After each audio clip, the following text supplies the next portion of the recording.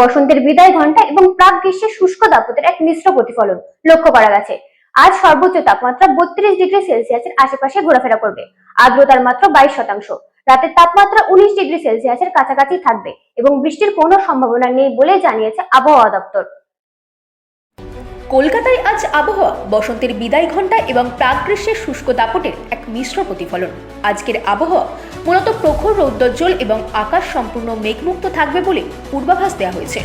দুপুরের দিকে সর্বোচ্চ তাপমাত্রা প্রায় 32 ডিগ্রি সেলসিয়াস পৌঁছানোর সম্ভাবনা রয়েছে। তবে তাপমাত্রা খুব বেশি না মনে হলেও আজকের আবহাওয়ার সবচেয়ে উল্লেখযোগ্য বৈশিষ্ট্য হল আর্দ্রতা কম।